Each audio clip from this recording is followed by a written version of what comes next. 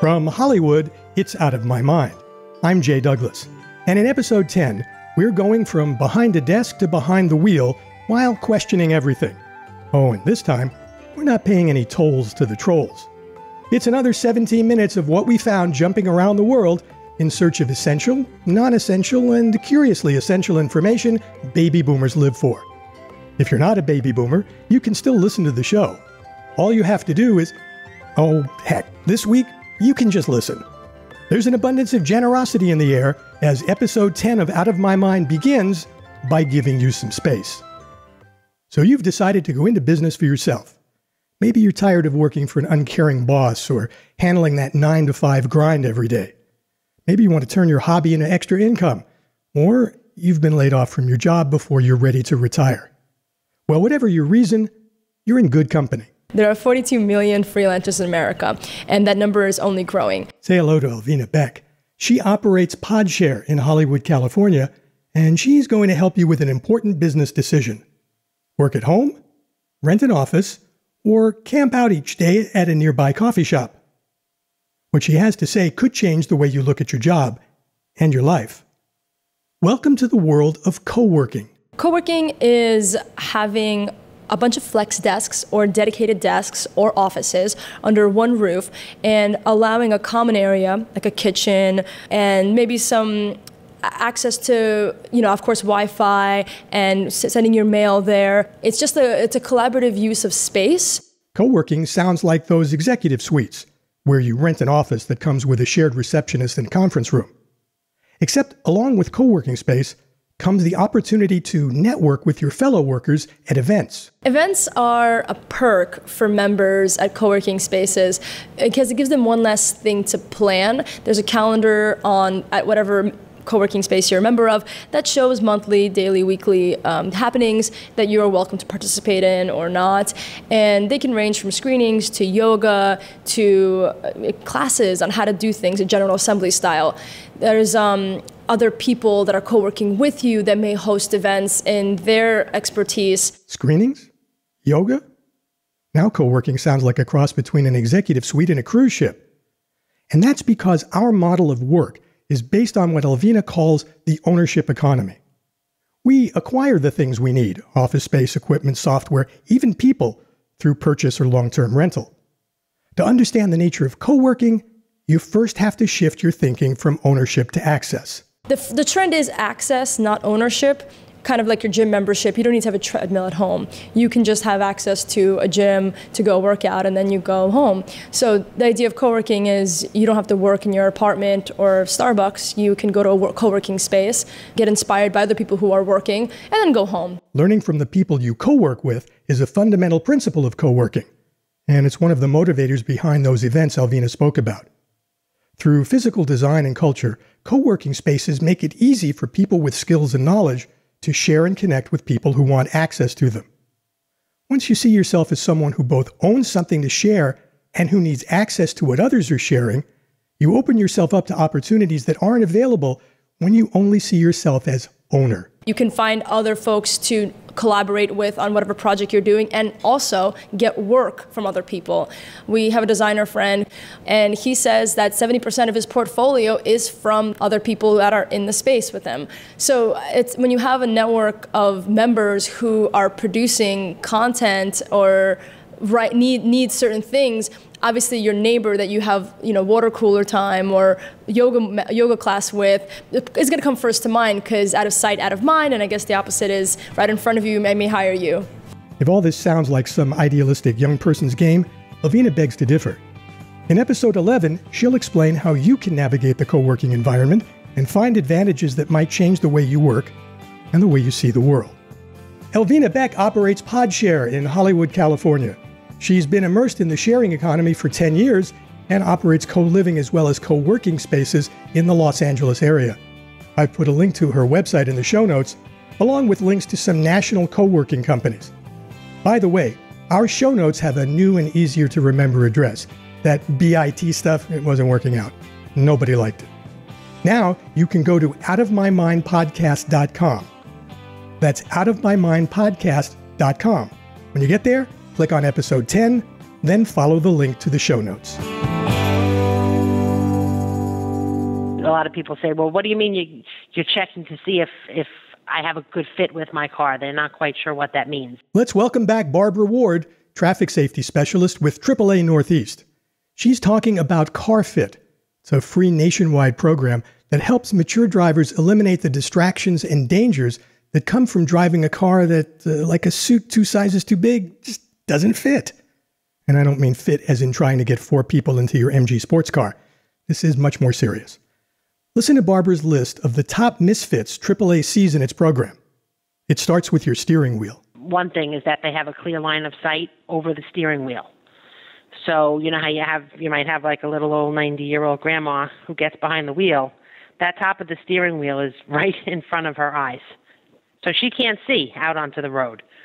All right, so we want to make sure that they have a line of sight at least 3 inches above the top of the steering wheel. Oh, and that steering wheel? Barbara says she frequently sees CarFit participants with steering wheels tilted up too high. And that's dangerous. If the airbag came out, it would come out into their face. That's not what we want. We want it to come out into their chest. There's also danger in sitting too close to the steering wheel. At distances of less than 10 inches, activation of the airbag can cause physical injuries to any driver.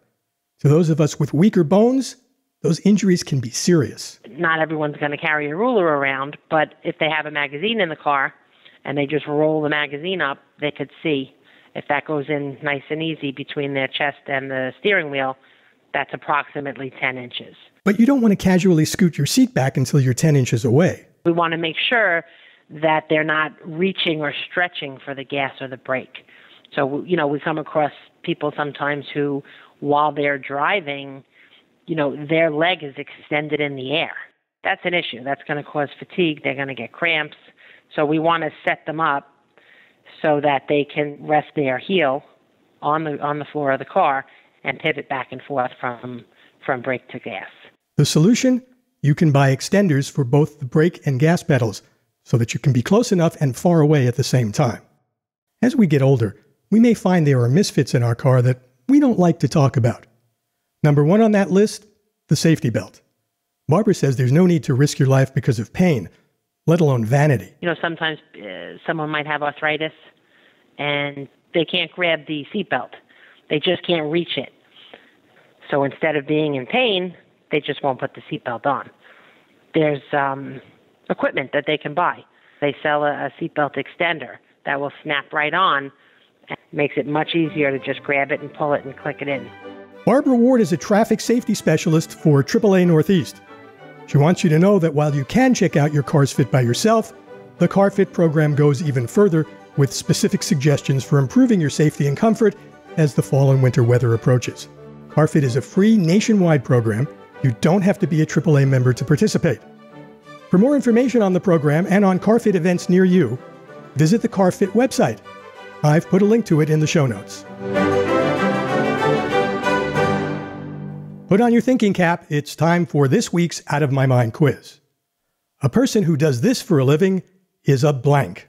We'd get in around 10, and we'd fool around for a long time. We'd play ping pong on the desks. We'd go for walks. And every couple of weeks, I'd watch Monday Night Football, and I'd sit there with a notepad, and I'd come up with material. No, not lazy, lucky, or lying. Here's a clue. There was a TV show, it didn't last very long, it was a detective show called Bronk. And just wrote a question. Bronk is the sound that elephants make when they blank. That was a big laugh for that stuff. I said, this is what they like. 100 points if you guessed a game show writer. That's Joe Neustein. He wrote for, among other shows, The Match Game. He says it's wrong for you to think writing game show questions is a matter of being blank. Some of the people I work with are real smart. Some of them aren't, and it doesn't hurt them. You can read a book or look at the internet. Mostly it's moving words around. It's writing things really clearly. According to Joe, what's most important is understanding how the show you're working for differentiates itself from other game shows. Usually it's not the content, but the style of the questions that's important.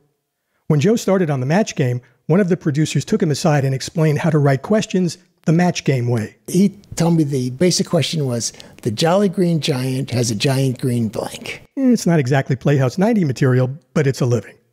And like all writing, it's hard work. Working out the questions is work. And regular game show stuff, you just have to sit there and do it. Then, amidst the thrill of victory, when you think you've written a question destined to win the Pulitzer Prize, the producers tell you it's not going on the air. Medieval legend.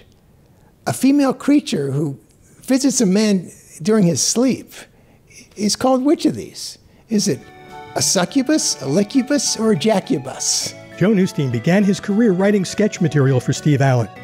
He moved on to be a successful game show writer, except for the occasional question that didn't make it on the air. I'll put the answer to that one in the show notes, along with some of Joe's more successful work, so you can see whether you can think like a game show writer.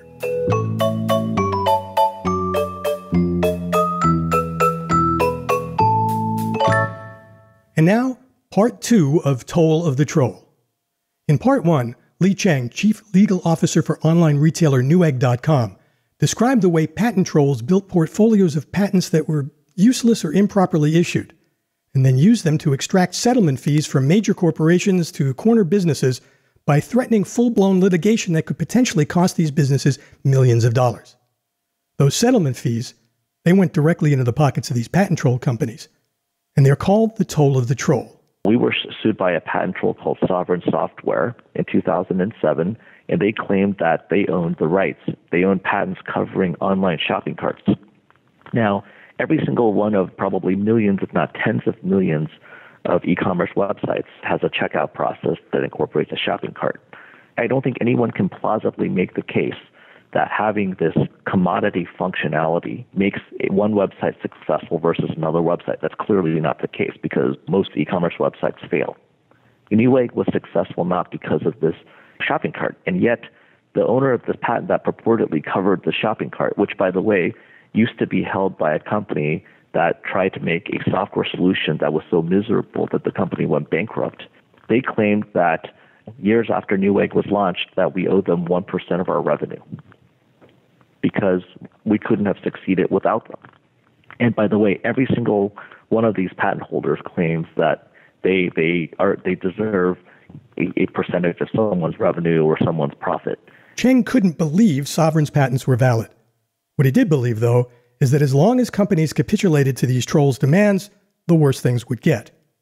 He presented Newegg's management team with a plan that Sovereign wasn't ready for. It started with Newegg saying, "Take us to court." Initially, we were sued in East Texas, which is notorious for being a very plaintiff-friendly venue.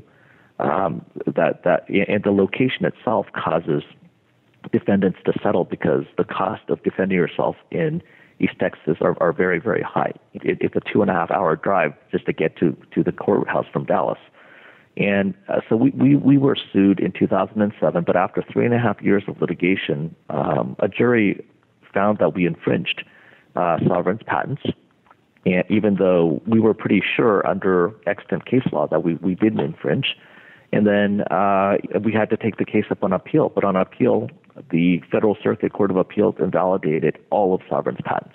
For Sovereign, this was not the way it was supposed to work. Sovereign tried to save themselves by appealing to the Supreme Court. And the Supreme Court basically just told them too bad. Your patents are invalid. That meant Sovereign could never again use these patents to force settlements out of other companies. But for companies that already settled, Newegg's victory was bittersweet. They never had to return $1 of the $60 to $70 million in settlement fees that they obtained from dozens and dozens and dozens of online retailers for asserting what turned out to be a completely invalid patent. But Cheng didn't stop there. He's been a constant voice in the movement to reform patent law. People should be and can be calling their congressmen and senators to urge them to pass meaningful patent reform legislation. He's also crusading to change patent troll behavior while reform works its way through Congress. There was a publicly traded troll with one patent. It was basically a failed software company, and they would sue probably 10 to 20 companies a quarter, and they collected $4 million this way. When they sued us, we made a round of calls of the latest group of defendants they sued, and we said, guys, look at the world in a slightly different way. And these companies made individual decisions that, hey, maybe we won't write that check as fast as we used to write them. And within 6 months, that company the company, which is called Macrosoft, went out of business. Cheng says you don't have to be a multi-billion-dollar company to make trouble for patent trolls. The troll's business plan calls for getting in, getting a settlement, and getting out, all without much of an investment of time or money, and certainly with no risk. For people who are owners of small businesses targeted by patent trolls, they should know that fighting trolls, creating friction in the system, even if they have to settle, is one way to make trolling less attractive, make the settlement as hard and tough as possible for the troll, and help drive that troll and that troll's lawyer's returns as low as possible. For Newegg and Cheng, their actions were a combination of smart business practice and social responsibility. Our business depends on innovative companies creating products for end-user consumers that the consumers can afford. And this private tax, which has been mounting year over year, makes it harder to create those products, harder to create those services, and harder for consumers to afford them. We just felt that it was just the right thing to do. Someone had to stand up to these extortionists and just tell them no. Lee Cheng is the Chief Legal Officer of Newegg.com, a multi-billion-dollar online retailer of electronic products, components, and other durable goods. As game show writer Joe Neustein might say, that brings episode 10 of Out of My Mind to a blank. But before the theme music runs out, I want to let you know that you can find all Out of My Mind episodes on YouTube. We think you'll find listening on YouTube easier than listening on iTunes or a podcast app. Go to outofmymindpodcastonyoutube.com. That's easy. outofmymindpodcastonyoutube.com. Along with each show, we'll be posting extra content that you won't find in the show or the show notes. If you have a Google account, and let's face it, even my 98-and-a-half-year-old mother-in-law has one, you can subscribe to the show and get email updates when we post something new. I'll send a Starbucks gift card to the first 5 people who leave a comment on their YouTube listening experience. It's my way of saying thanks for being a part of the program. We'll have a new show for you next Saturday at 8 a.m. Eastern, and we'll talk then. I'm Jay Douglas. Out of My Mind is produced by Penny Summers and is a production of the Theater of Your Mind Incorporated, Hollywood, California.